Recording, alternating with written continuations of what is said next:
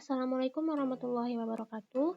Perkenalkan, nama saya Reza Ayuandira, NIM 1801637, Prodi Pendidikan Bahasa Indonesia, Universitas Negeri Padang, akan mempresentasikan hasil artikel saya untuk ujian tengah semester pada mata kuliah Seminar Bahasa dan Sastra Indonesia yang diampu oleh Ibu Afnita MPT.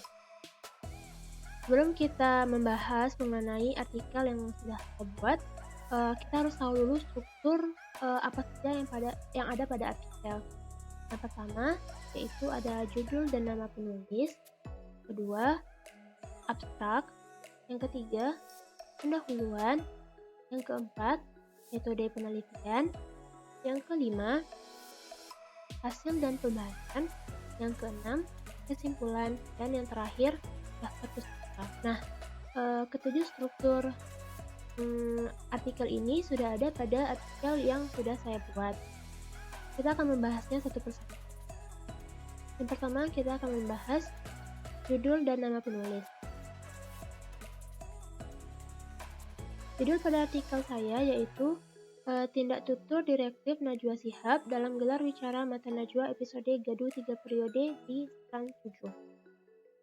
Nama penulis tentu saja menggunakan nama saya sendiri yaitu Reza Ayuandira. Nah, pada nama penulis artikel terdapat ketentuan-ketentuan yang harus kita ketahui.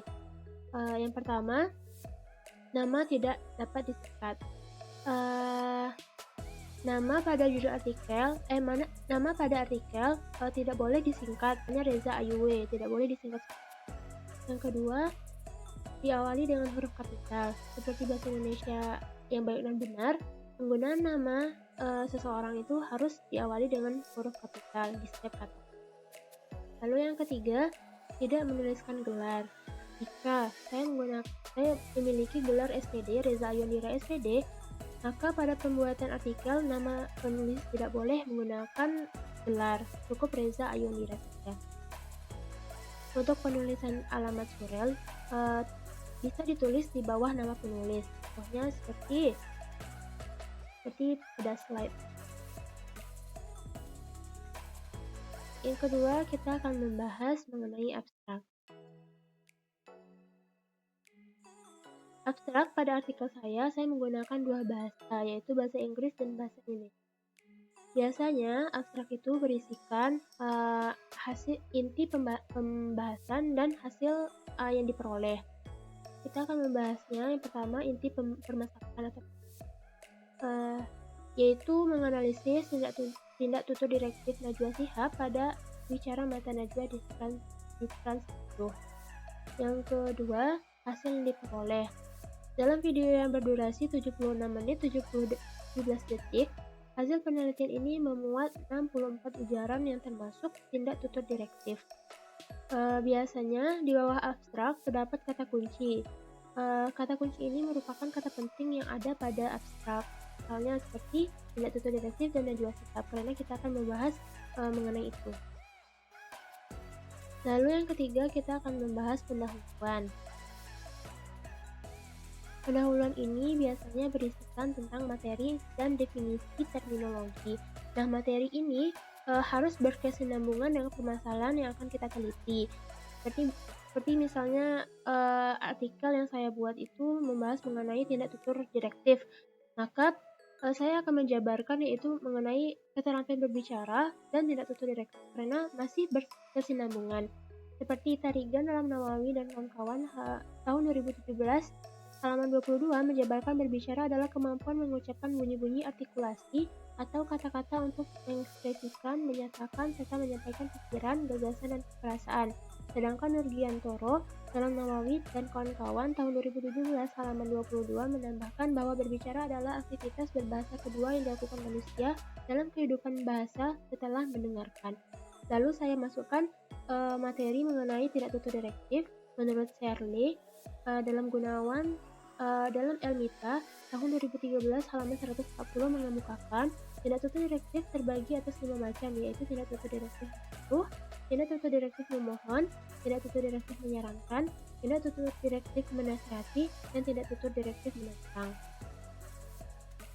Biasanya pada pendahuluan juga dituliskan mengenai tujuan penelitian, tetapi beberapa pada artikel tidak dituliskan atau tidak dicantumkan tujuan penelitian ini.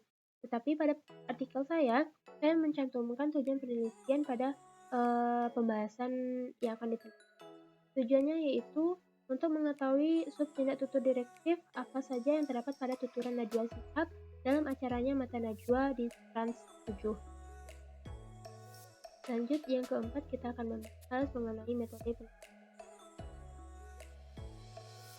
Metode penelitian yang pertama, penelitian ini menggunakan metode deskriptif kualitatif, yaitu penelitian kualitatif memaparkan data lapangan tanpa adanya rekayasa.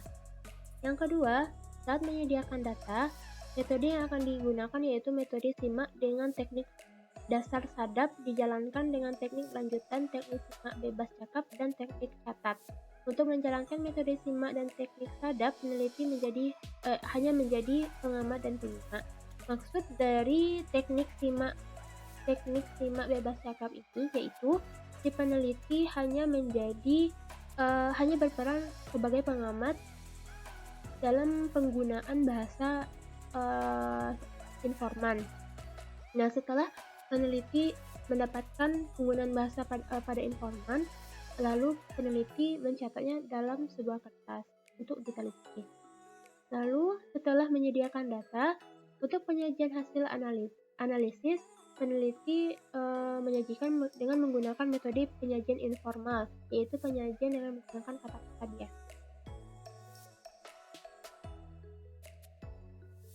Selanjutnya, poin kelima, yaitu hasil dan pembahasan. Hasil dan pembahasan itu harus berkaitan dengan pembahasan yang akan kita teliti. Seperti halnya saya membahas tentang tindak tutur direktif, maka tindak tutur direktif Najwa Shihab dalam gelar bicara Mata Najwa di Trans 7 adalah yang pertama, terdapat 34 ujaran tindak tutur direktif bersama. Seperti contoh, bagaimana kabarnya Pak? Yang kedua, terdapat 7 ujaran tindak tutur direktif pemerintah. Contohnya, boleh berdiri sekali lagi supaya pemirsa dapat membacanya. Nah, di sini kalimat boleh berdiri sekali lagi merupakan tindak tutur direktif. Yang ketiga, terdapat 3 ujaran tindak tutur direktif meminta. Contohnya, singkat saja, saya ingin penutup dari Anda, Mas Haris. Yang keempat, terdapat 6 ujaran tindak tutur direktif mengundang. Contohnya seperti, saya juga mengundang Direktur Eksekutif Indobarometer Muhammad Kodari. Selamat malam Pak Kodari. Selanjutnya, terdapat 1 ujaran tindak tutur direktif mengizinkan. Contohnya, oke, silakan Mas Haris. Selanjutnya, terdapat 13 ujaran tindak tutur direktif menentang. Seperti, yakin sekali Anda 85%. Lanjut, yaitu kita akan membahas tentang kesimpulan. Kesimpulan ini berisikan rangkuman singkat hasil penelitian dan pembahasan. Pada artikel saya, kesimpulan pembahasan yang saya teliti antara lain, yang pertama, tindak tutur direktif yang dijumpai adalah tindak tutur direktif dengan sub tindak tutur bertanya, memerintah, meminta, mengundang, mengizinkan, dan menentang.